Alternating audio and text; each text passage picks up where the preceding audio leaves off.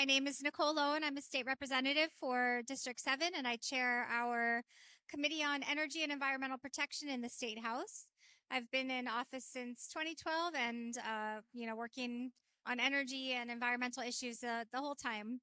We'll have a conversation about Hawaii's energy transition.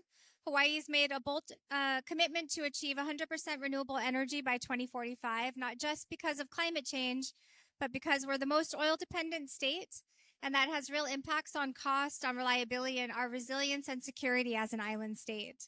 And Hawaii started out as a leader in this transition, the first to adopt 100% RPS. But we are also at a moment where we see other jurisdictions moving forward more rapidly, outpacing us, and we're having conversations here at home about potentially bringing in new sources of fossil fuels. So in today's conversation, we'll talk about all of this, how we got here, what we've learned, and what's next. I'm joined by three people who've all played significant roles in shaping our renewable energy journey. First, we have Senator Chris Lee, who represents Kailua and Waimanalo, is one of the key architects of our 100% clean energy bill, which he passed in 2015 when he was chair of the Committee on Energy and Environmental Protection in the State House. He served in the House from 2008 to 2020, then moved to the Senate in 2020, where he is currently chairing the Committee on Water and Land. We have Lorraine Akiba, who is President and CEO of LHA Ventures. She served on the Public Utilities Commission from 2012 to 2018 and has a long career of work in energy and environmental policy and law. She is a recognized thought leader with technical expertise and knowledge in the development of Hawaii's renewable energy policy and regulatory framework. Welcome. And then last but not least is Ben Sullivan, who was most recently the Executive Director and Chief Resilience Officer at City and County of Honolulu's Office of Climate, Sustainability, and Resilience. He was also the Energy Program Manager for the City and County, and prior to that worked on Kauai as the Energy and Sustainability Coordinator for Kauai County for a decade, and then prior to that worked at Kauai Island Utility Cooperative, so a long career of work in energy. So I'll jump right in with first question to Senator Lee. Do you want to talk a little bit about the moment in 2015 when Hawaii committed to 100% clean energy? What problems were we trying to solve? What made that goal something to pursue at that time? And what were some of the discussions happening around it? Yeah, and let me say, this didn't happen in isolation. There was a cadre of folks from school kids to folks like all of us sitting around saying, what can we do? To say nothing of colleagues like Nicole Lowen in the House, who was a colleague at the time, who was one of our champions who helped make that law. And so, there really has been this mantra. I think it's been around since probably I was born. And it's always been, how do we diversify our economy? How do we get better, lower cost of living? And to do that, we started having a conversation which led to, wait a minute, one of the things we can do is get off of imports, have our own ability to reinvest in our economy and create new jobs, and do it in a way that's sustainable and addresses the fossil fuels that we rely upon. And so really there were two things. It was getting off those imports and achieving renewable energy and reinvesting in our economy that were the big drivers for this. And it took a few years to get done, but ultimately, because there's so much broad support for these larger goals that we all tangibly feel as consumers here, and ultimately we feel as residents in a state that is being hit at the forefront of every new climate impact, from sea level rise to stronger storms and hurricanes and everything else, it made it very easy to say, you know what, this is something we ought to do. And that's really, I think, the origin of a lot of this stuff. But it goes back well before. I mean, we live in a state that was entirely self-sufficient and sustainable, sustaining hundreds of thousands of people long before Western contact. So surely, if it could be done then with the technology and resources we have today, we should be able to do it now.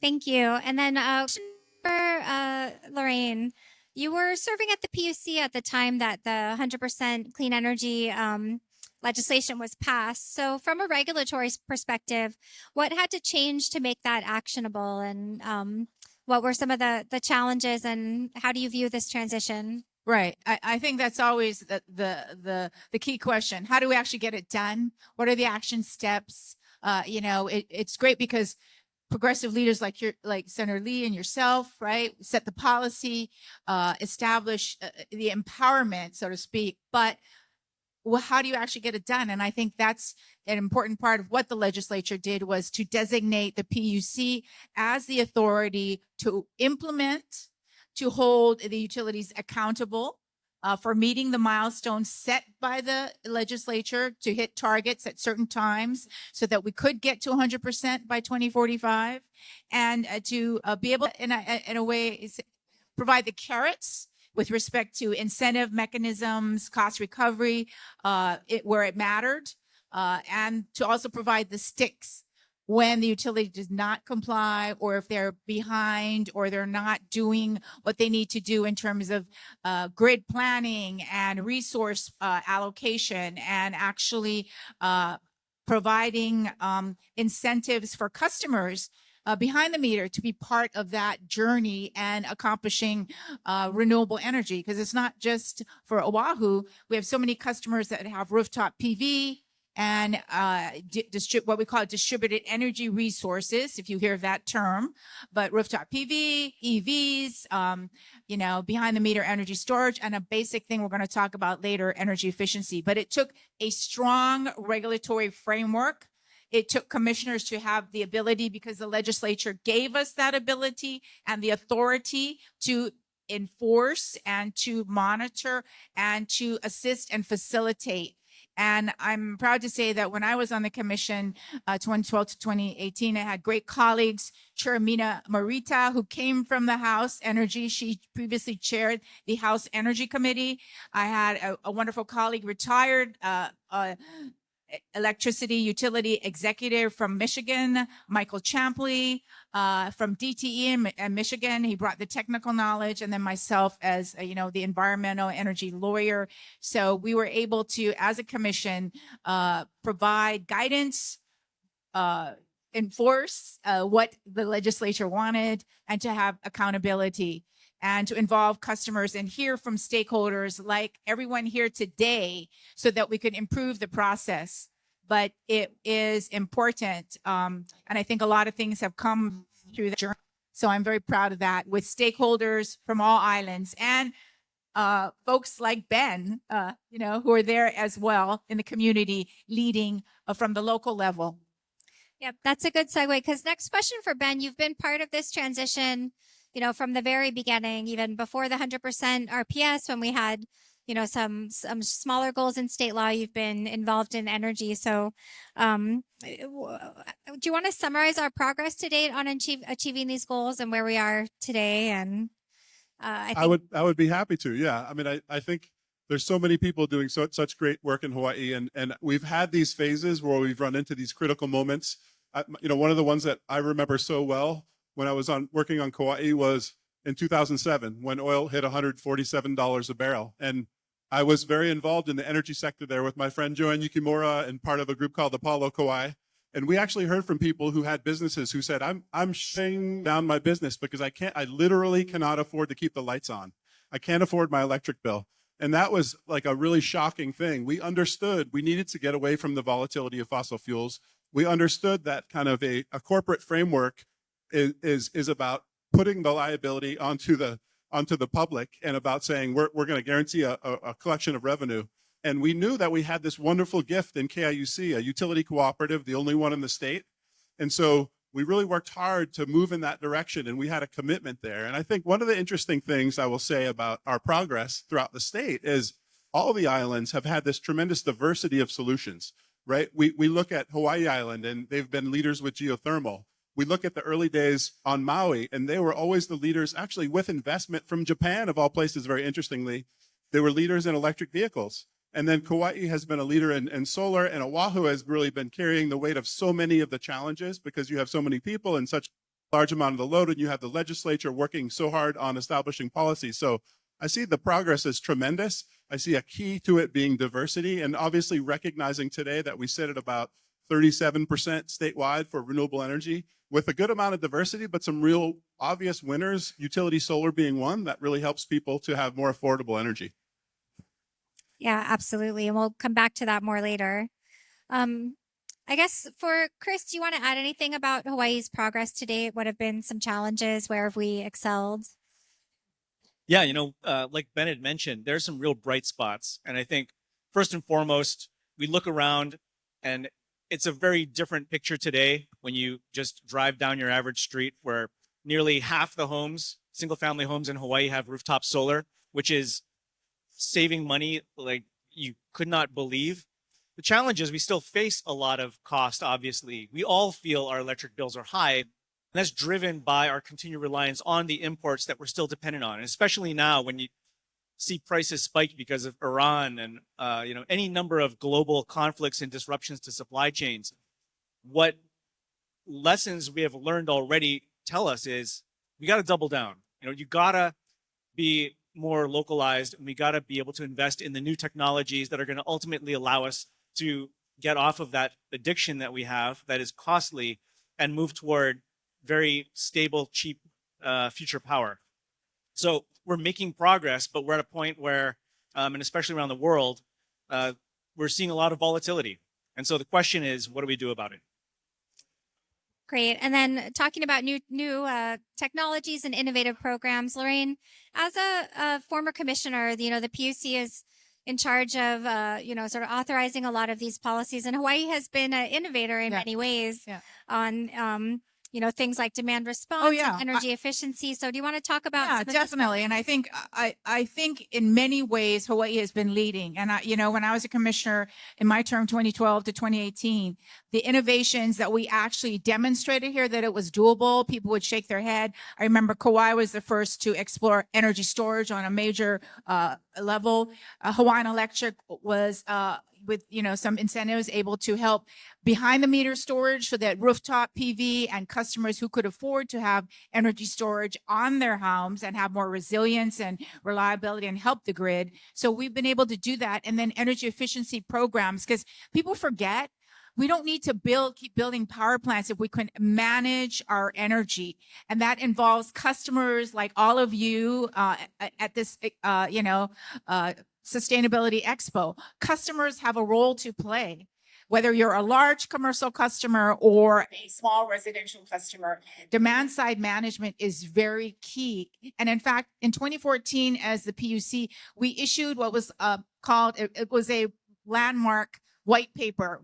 It got recognition across the country, called The Inclinations on the Future of Hawaii's Utilities. And we talked about the roadmap of using energy efficiency, distributed energy resources like rooftop PV, and a demand side management program, electric vehicles as part generation toolkit, that this would be figured into the planning so that we use these resources. So there are energy efficiency portfolio standards, thanks to the work of the legislature that kept those in place, so that the utilities must meet those energy efficiency portfolio standards. We have a energy efficiency administrator, at least on the islands that are managed by HECO or provide service by HECO, Hawaii Energy, and they're at a booth out in the exhibition hall. So please talk to those folks to incentivize smart usage of energy, to use the energy when we have excess solar during the day. With a lot of smart appliances now, we can do that.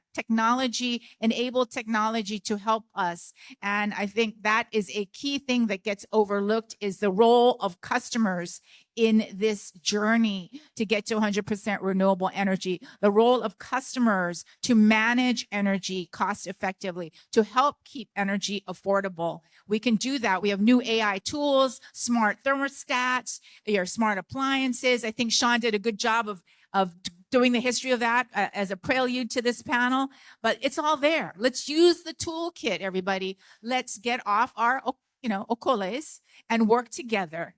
And I think that's the message that the legislature is trying to send us as well. Yeah, and I think that energy efficiency is always sort of the least exciting, but most important tool have a lot of energy efficiency gains can be made without any kind of sacrifice of comfort, etc. I think people, the more that you learn, the more you can understand that. Question for Ben. Kauai's really been a leader in terms of outpacing even our benchmarks for adoption of renewable energy generation from the utility perspective. What do you think has made Kauai a leader? Is it sort of betting early on solar, which has kind of turned out to be the leader, I guess, in terms of cost, or what factors contributed to Kauai's success? My recollection, I had the privilege of serving on the KIUC board from 2009 to 2011. And at that time, there was still a lot of questions about how we were going to achieve this. But I think the first step in that process was the board, the staff came to us a few times and said, hey, we have these alternatives for more efficient fossil fuel generation that we think will really help people, will really save money. And we looked back at them and we said, wait a minute, we just decided that we committed. At that time, it was only 50% by 2023, but we said, we're doing that. That's for real. And you have our permission to try to figure it out and to come back to us and say it's hard and we don't know. And once we did that, they actually just really took off and they ran with it. And I will say this, the first few solar projects were not easy. We did really small ones. We had like a 300 kW solar system for a utility. That's tiny. The next one was a megawatt. It was in Kapaa by the middle school, as Joanne remembers. And then we had a 7 megawatt PV plant that was by actually our biggest, oldest generating station in Port Allen.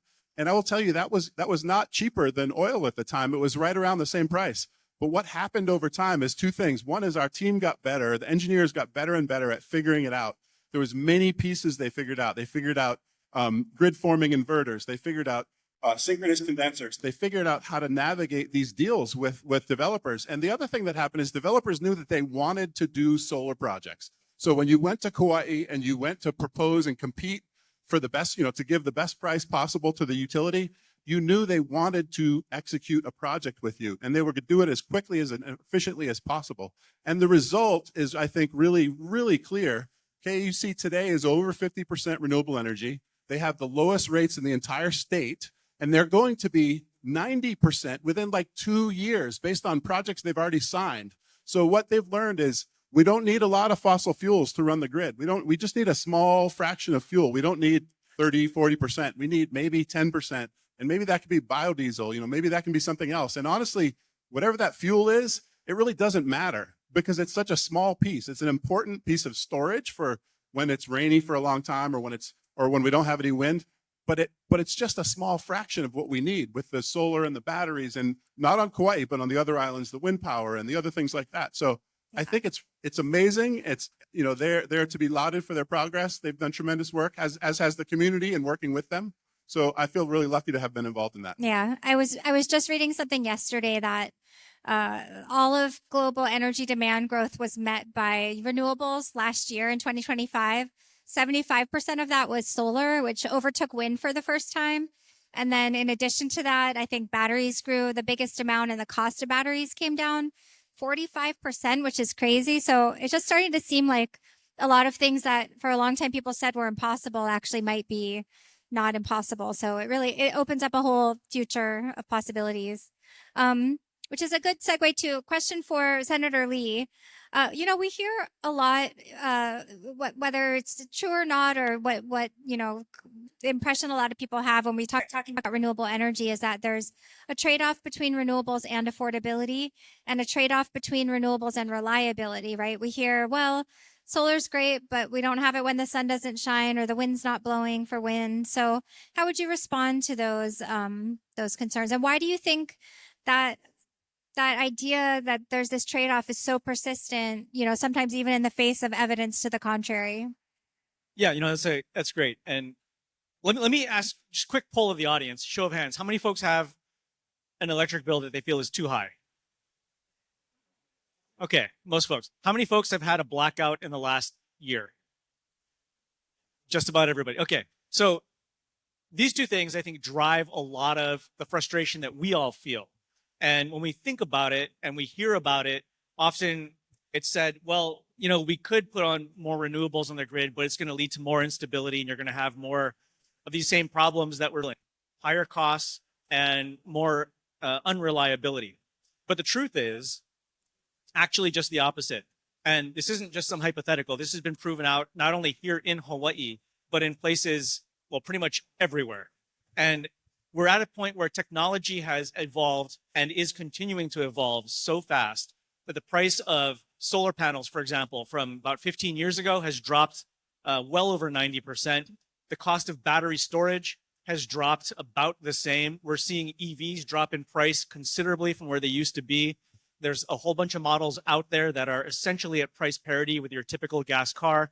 And to say nothing of all the technology, it's here from heat pumps and innovative appliances and all the different things that, when put together, can rapidly reduce the cost of electricity and add support and flexibility and new capacity to the grid, but do so for yourself in your own pocketbook.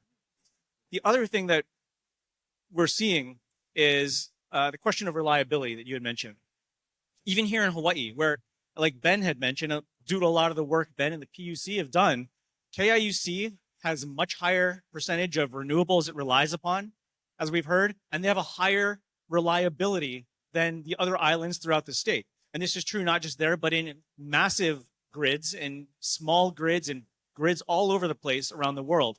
California is a great example of this, where as just recent as 3 or 4 years ago, because of capacity issues on the grid, not enough power being generated, there were rolling blackouts and brownouts being instituted, just like we're experiencing here on Oahu, what feels like every few months.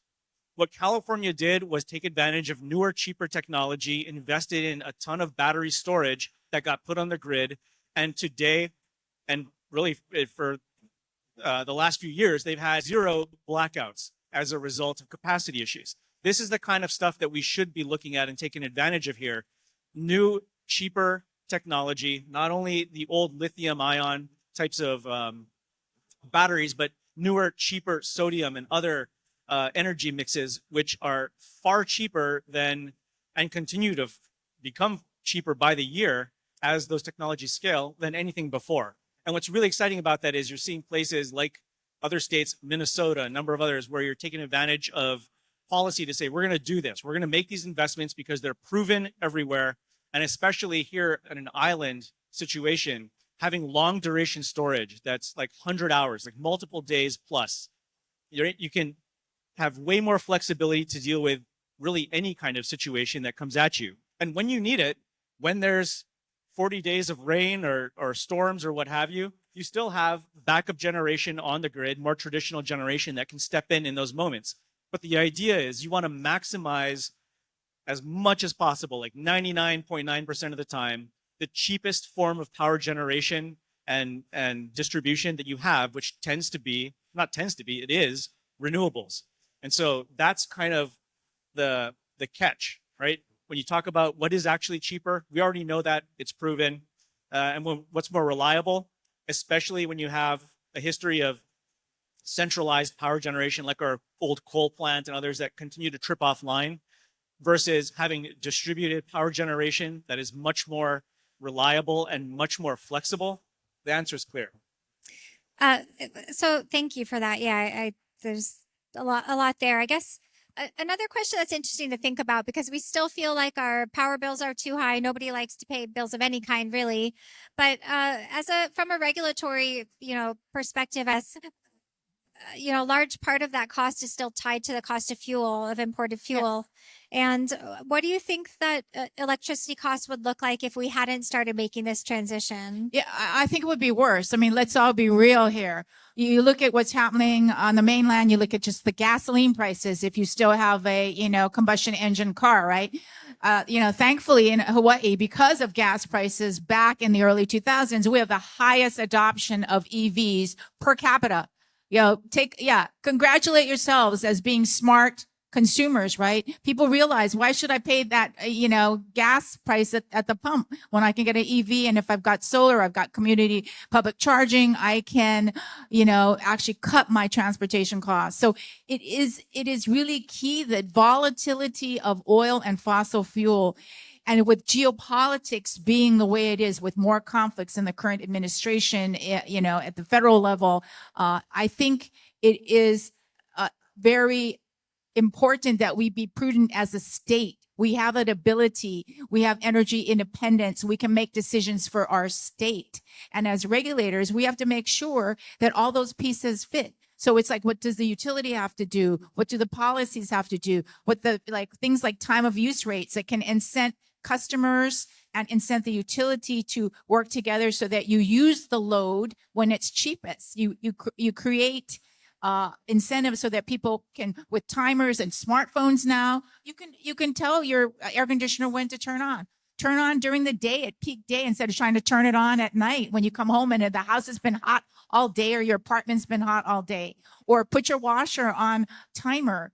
You can do different things to cut your costs as a consumer, and we can put the right incentives if the utility has time of use rate. So everybody has to do their part. The regulators have to create the framework. We have to approve the tariffs. We have to put in place the measurements, which is like performance-based regulation, to make sure people are still doing what they say they're doing, and working with customers, and that customers are getting credit for what they give back to the grid. But customers have to realize as well, the grid has costs. So when you are energy efficient, you're minimizing the demand on the grid. You're making smarter use of the grid. And I have to say, energy storage is a game changer. So with smart technology now, there's smarter things in the energy storage, or smarter things in the PV panels, inverters, things that can help balance the grid. I mean, there's a lot of the technical science that I know the technical industry people in the audience are, nodding their head and know about, but all the pieces need to coordinate together.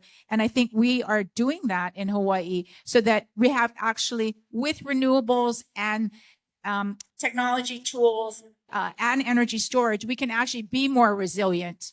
And with mechanisms like microgrids, where we can island off sectors so that the whole grid doesn't go down, that's a whole new strategy too. And so we're demonstrating it as islands, because help is not a truck roll away. It's not like California. It's not like, Texas. There's not going to be help, maybe I know from island to island, but we're in the middle of the Pacific. We have to be self-sufficient. We have to be resilient, and we have to put into place the tools that allow us to do that. And renewables, the new technologies, it has been proven and demonstrated time and time again. I have to echo what Senator Lee said. Yeah, I think that's a good transition to talk about this question about Hawaii's security and resilience as an island state of relying on imports. And it also segues with the talk about affordability. COVID was a good example. When COVID hit and oil prices spiked, the rates on Oahu were the most impacted. And as you went down the line of who was furthest along in their renewable energy goals, you could see that it was very proportional to who had the most renewables online with fixed rates. Like KIUC, their rates were least affected, then to Maui, then to Big Island, then Maui, then Oahu was the most affected. And so, we're also at a time where there's been challenges with renewable energy projects, that cost rising because of, loss of federal tax incentives, and there's, potentially land constraint issues on Oahu. And so we've had an ongoing conversation about possibly importing LNG or liquefied natural gas into the state. And I think there's some, concerns over whether that would actually save costs, but also that coming back to that question of our resilience. As an island state, do we want to take a pathway that would lock us into an imported fuel for a large portion of our power supply for, a long-term contract? So I think I'm going to go to Ben first, and because I know you've raised a lot of concerns about LNG. So, what are the key things and uncertainties you think people should understand when we're having these conversations? Sure. I think having an understanding of what's going on from a policy level globally and nationally is really important. And it doesn't matter what party you're in. It's just to understand what the policy is. And that is, the Trump administration has a policy that you may have heard of called American Energy Dominance. That policy is about selling fossil fuels from the United States to the rest of the world. One of the things he did with Japan, and when he was negotiating his tariffs, as you all know, he has this tariff plan, is he said to Japan, I'll give you a good tariff if you invest hundreds of billions of dollars in infrastructure in the U.S. about exporting fossil fuels. So there's an international conglomerate called JERA, JERA is Japan's energy, I can't remember what it stands, Japan's energy future or something like that. And they are spending billions of dollars to help US exporters sell liquid natural gas to the rest of the world. The unfortunate and kind of quirky situation we're in is that we're at the wrong end of the straw. So they're going to make all this money for people who are selling natural gas. Judge it or don't, it doesn't matter. But I'm just talking about from an economic perspective, we're going to be, if this proposal, which is the governor's very strong endorsement, it goes forward, we are going to be buying a lot of natural gas and really being locked into it for the future. I want to just, for a second, touch on the numbers. The proposal is a 500 megawatt power plant. And that people might not know what does 500 megawatts mean relative to how much energy we use. So on average, on Oahu, if you just take the annual average, it's about 800 megawatts a year. So 500 megawatts, it's not going to run all the time. Let's say it has an 80% capacity factor, which is like what normal for a power plant. That's half of our energy. That is 1/2 of all the energy we use. We just don't need that much fossil fuel, especially when there's cheaper alternatives. There's a little twist in here in the policy. That is, not only has Trump said we want to sell more fossil fuels, but if you all have heard, he also wants to stop any renewable energy. So there's this little blip in time for the next couple of years where it's a little bit more difficult to do things like wind farms or solar because the investment tax credit was taken away. And more importantly, the tariffs from China have really inflated the cost of these goods for solar farms. So we have to kind of wait that out, and we have to keep figuring out, we have to double down on efficiency and on virtual power plants. We have to get the projects done that we know we can get done. And then we open this up again, and we can absolutely succeed with the most affordable options. The whole point of getting off of fossil fuels is getting away from global corporations who just want to extract and leave. There's not a human being behind JERA that says, we want to take care of you, Hawaii, we love you. There is a massive set of infrastructure investors who really just want to make money on a deal. And that's the end of it. So we have a choice, and it's a really good choice. And I think you all know it. You know, look at the job diversity and the opportunity that this kind of a conversation is bringing to us. It's beautiful. So let's go that way. Great. And then to you, Chris, from a policy standpoint, what are the, what steps should we be taking to make sure we're not locking ourselves into a pathway that's not for, we as elected officials, we're always concerned about doing the best thing for our constituents. And we hear these concerns about energy costs and affordability. It's always the number one thing. I think we're all very concerned about affordability at the legislature. So it's kind of this debate over getting to the bottom of really what is and in line with the rest of our policy goals. But what do you think we should be working on right now? Yeah, I don't think I need to poll the audience a second time on how high their energy bills are, but there's concern here. I think that the real concern is that everything we've seen so far about this option says this is going to cost us more, period.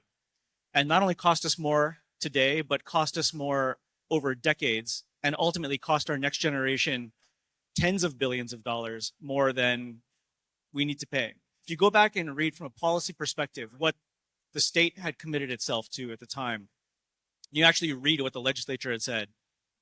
It is just as much about renewables and cleaner electricity and all that stuff as it is about getting off of our dependence on imports for energy security.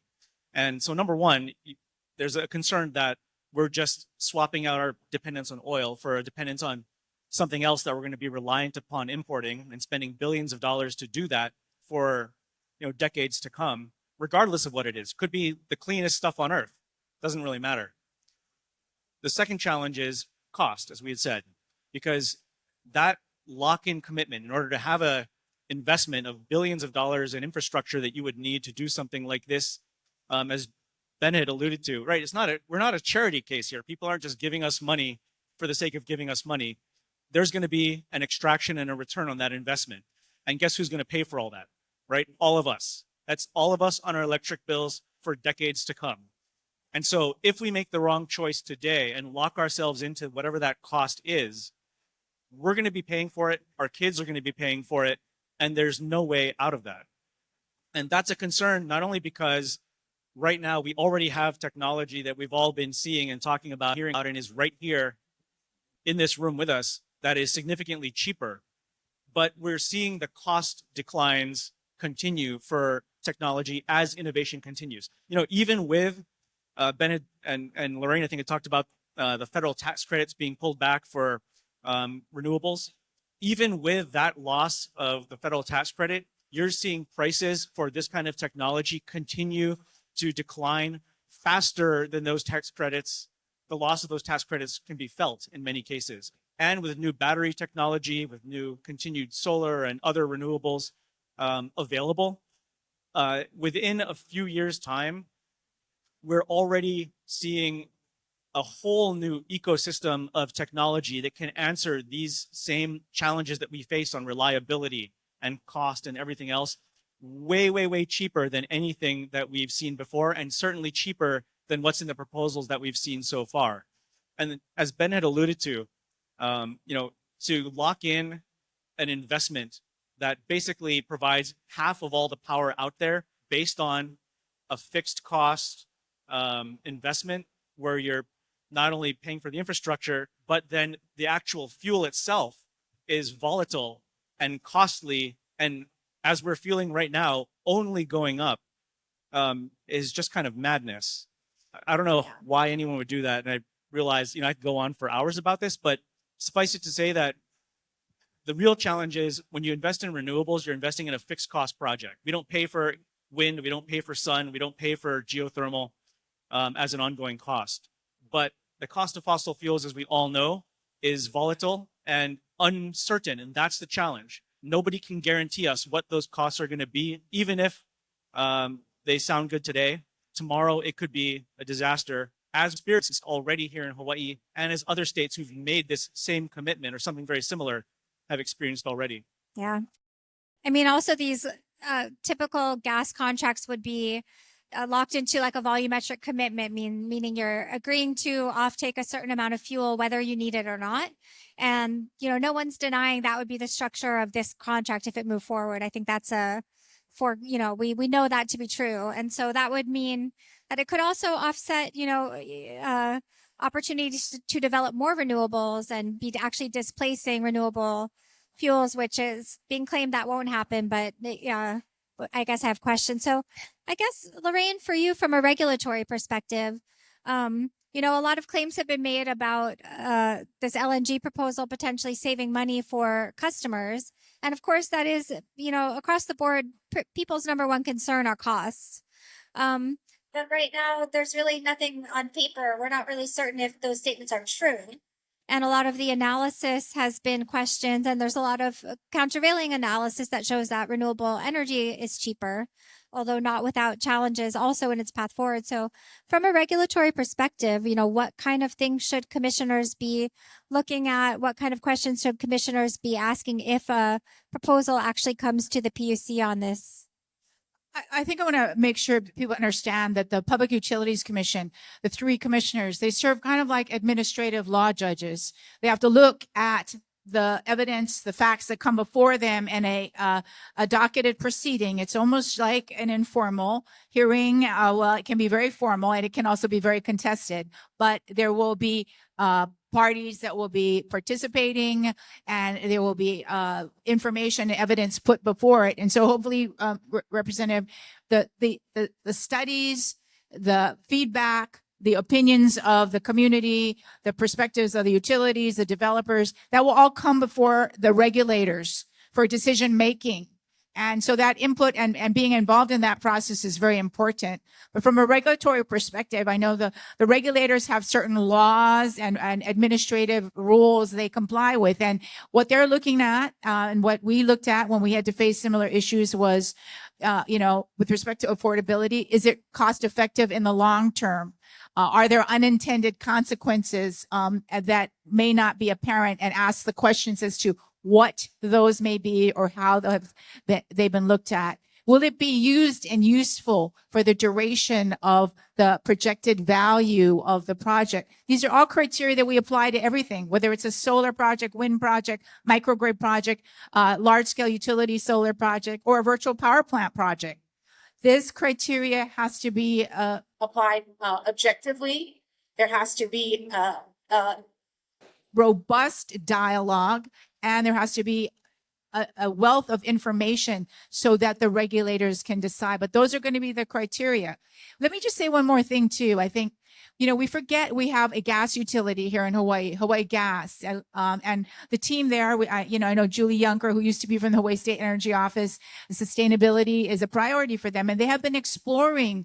And because we have so much excess solar that we throw away, because we also have a solid waste issue in our islands. We don't have unlimited landfill capacity. And wastewater treatment plants, how do we manage solid waste as well as our energy? Perhaps looking more at when we look in the biofuels area of harvesting methane, harvesting other noxious gases that are very damaging, in addition to CO2 greenhouse gas emissions. Methane emissions are a very serious problem, and those come from landfills, those come from wastewater treatment plants. Harvesting that, taking that out of the system to create renewable natural gas, to create renewable hydrogen. These are all things under the Biden administration that we're being invested in. These are actions that Hawaii Gas, actually, to its credit, because it is a gas utility, has explored, because they know they have to go 100% renewable and 100% decarbonized also by 2045. So we need to look more at what these existing, pathways are, and they are doing still continuing that commitment, working with the city and county of Honolulu to work at wastewater treatment plants, looking at potential landfill gas usage, looking at developing alternative biofuels. Instead of throwing our excess solar away, capturing that, using, hydrolysis to use that excess energy to create renewable hydrogen and other products that can be used in industrial processes for export from Hawaii. So there are many other things we have to take a look at, but the regulator needs to focus on these things. And I have confidence, hopefully, that the commission, with our commissioners, we have a new chair, John Itamura, we have Naomi Kuai and Colin Yost, who've been commissioners for a while, that they will take this seriously. I have faith and confidence that they will treat this seriously. Great, thanks. And I also, I have no idea how much time we have left. If anyone can give me a time check. Are we just about at the end? 12 minutes. Okay. Let me just add one more thing to that, which is yeah, go ahead. we're relying on, I think to Lorraine's point, our Public Utilities Commission to properly vet any proposals, no matter what they are, right? And decide ultimately, does this make sense for Hawaii? Does it meet all our laws and our goals and everything else? Does it make sense for cost, right? Or are we going to potentially screw over local residents? That's always been the job of the PUC. Part of the challenge we've seen are efforts to, not just with this proposal, but others, try and circumvent this PUC and go around that decision-making body and actually just kind of force stuff down people's throats. And that's a concern, at least that I have, because we've seen some of those efforts already. The second thing I just close with on this particular topic was that I forgot to mention before. Like Ben had talked about and others, you want to maximize the amount of cheapest production power possible, right? Renewables in this case. You get places like California that are running 100% clean energy throughout most of the day for most of the year. Australia, peak day, not only are they running on 100% clean energy off of mostly solar and other things, but they're actually paying, they're zeroing out the electric costs and then actually paying people for that. Like, we lose that opportunity here in Hawaii if we say half our power is going to come from a really expensive imported fuel that we're just going to have to pay for, period. And for our jobs, in the last recession, about a quarter of all building permits in Hawaii came from renewable building projects, rooftop solar, all these kinds of things. As we think about the decades to come, all the money that gets exported out of state to import fuels is money that cannot go into those kinds of projects locally. So we're not only cutting ourselves at our throats for our electricity prices, but we're also cutting the bottom out of our economy. And so we're not investing in projects, we're not investing in jobs, we're not investing in that construction that otherwise would fuel a lot of the local growth here. So that's kind of the other concern I wanted to highlight. All right, we have just a few minutes left. So I think, Ben, if you wanted to add anything you haven't had a chance to say yet, and then it sounded like there was maybe an audience question or two. I'd love to hear from folks in the audience, so I'll be brief. I think, first of all, I want to give, Nicole, I want to give you a lot of credit because you have done an amazing job saying, we're going to talk about this.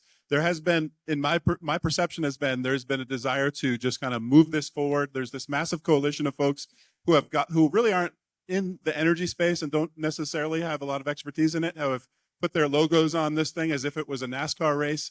And you haven't said it's the worst idea and I want to just let it on fire. You've said, hey, let's talk about it. Let's understand it. Let's get to the details. I think in the analysis, we'll see that it's not in our interests. You know, one of the big questions I have is, are we going to know the price of the fuel before we start investing in this infrastructure? Because if we're not, that is the worst plan I've ever heard. Like the only way we could be in a worse negotiating position than we are now with this massive international company is if we're already on the hook for the infrastructure and we don't know what we're going to pay for the gas. So I think like looking around, knowing this, so many jobs, knowing that we the International Brotherhood of Electrical Workers is here. Let's talk to them about how many efficiency and solar jobs we see as valuable to our economy, to Hawaii, to union labor, to others.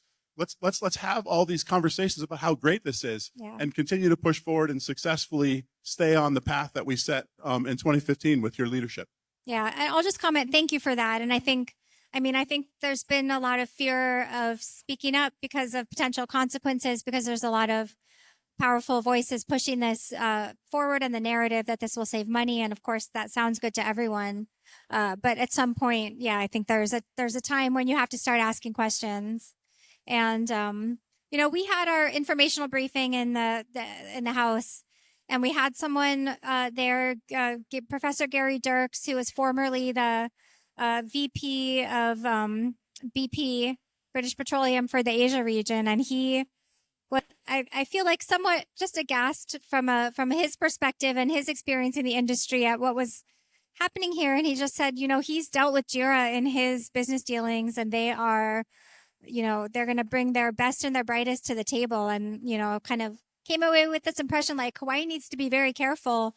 We need our best and brightest there to be able to negotiate these kind of deals. And if we're not even asking questions, if we're not even challenging the things they're saying about how much savings they're going to bring, how are we going to get the best deal? Even if an LNG deal move forward, we've got to be asking those questions and poking all the holes we can in any of their proposals so that we could get the best deal for the people of Hawaii. So the idea of moving something like that forward without even asking questions is like you're not even negotiating. So to me, that just there was a point where that had to stop.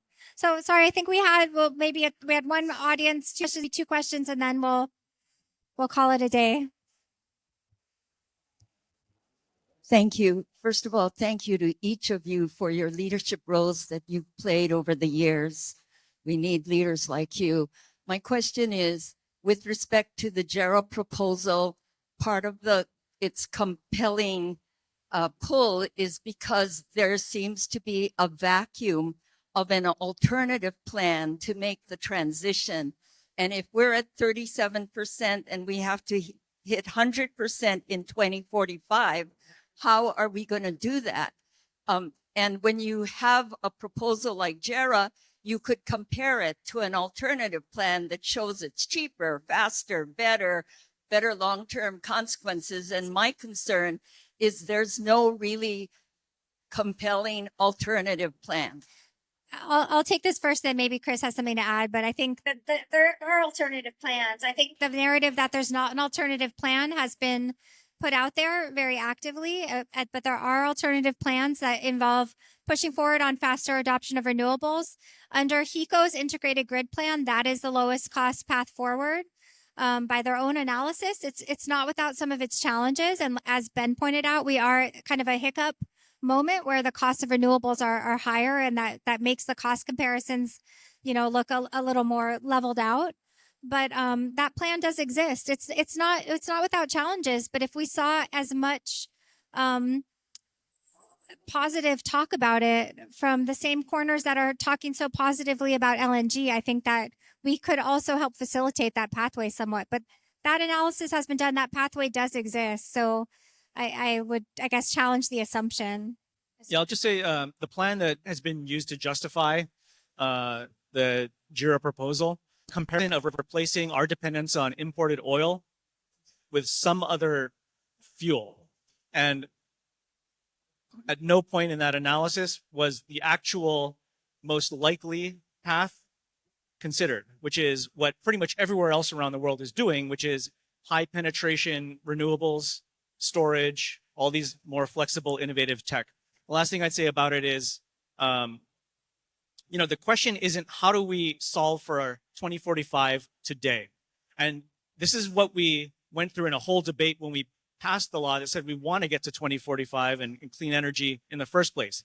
We knew there's going to be new technology, new innovation, cheaper stuff going on. And so we said, we're not solving for that right now. We're putting ourselves on a path to get there, to incent the best partners or investors, companies, whoever it is, to bring their best technology and their best solutions forward and invest in Hawaii right here, have our local trades build those projects, do the work. And what we've seen just in these past 10 years has been a massive improvement in the technology out there at significantly lower cost than we would have ever assumed in 2015. And where we're going to be 10 years from now, seeing the trajectory of the technology before us is going to be a whole nother revolution compared to today.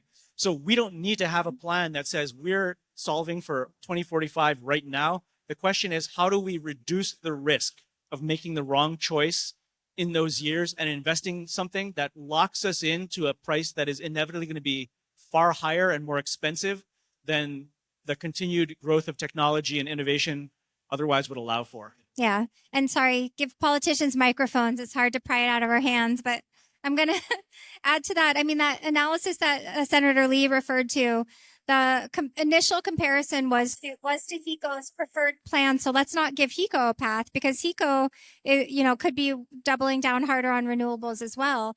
But after, basically a math error was identified in that plan that wiped out the savings, the pivot was to talk about a different scenario in that report, which included a pathway that looks at the way that that it shows savings by bringing in LNG is by replacing more oil than even HECO anticipates we're going to use. So it's an analysis that is comparing us to, even an increase in our continued use of oil for longer and higher volumes than even HECO thinks we're going to need. So it's hard to, these are tough questions we need to ask. I think you could ask, what's the plan for learning how to ride a bike, and you put on a helmet and some knee pads and you ride down the block. And I think KIUC did that, and they were at your informational briefing a week ago. And what David Bissell said is that the economics aren't even close. Solar is so much better that we no longer have to do the analysis on solar as fossil fuels. We just have to build more solar. Now, Oahu, one of the things that's being put out there is Oahu is land constrained. That may be true. And that may be important when we're at 80% or 90% and we don't know what we're going to do next. But we have decades before we hit that. We can go from 35 to 45 to 55 to 65. We know we have the room for that. Let's do that. And then in the meantime, geothermal, wind, all these other technologies start to mature. We get better at VPPs. There's so many things we can do. This is just a nonsense proposal. Okay. Let me just say a word of prudence too, in terms of what the PUC said back in 2014 was, look at all the tools in the generation toolkit. So we've mentioned that there are still areas we can do a lot of work in, which is geothermal. And we have that resource on the Big Island, on Maui. We have technology that's improved. I think actually Jared does do some work in geothermal, so maybe that might be an area they could explore. We have vehicle to grid in terms of resilience, right? Let's explore that technology. Sean did a great job of showing how you can do that in other areas. We need more of those kinds of things. And we have the stakeholders, the industrial vendors that can help us do that. We did that with Jump Smart Maui. We can do that here on Oahu with vehicle to grid. The technology is even leaps and bounds when we were back 10, 15 years ago. Let's explore those things. And again, biofuels for our own agriculture, sustainable industries. We have to support our local biofuel producers, and that industry is growing on neighbor islands, whether that's Kauai, Maui, Big Island, where sugar and pineapple have gone out, but there are new stakeholders that are doing things in terms of sustainable agriculture that can be used as feedstock for biofuels. Let's look at all the tools in the generation toolkit. I urge people to do that. Thank you. All right, I think we're out of time. There was one more question that we can maybe answer on the side for you. But thank you so much. A big round of applause for all the panelists.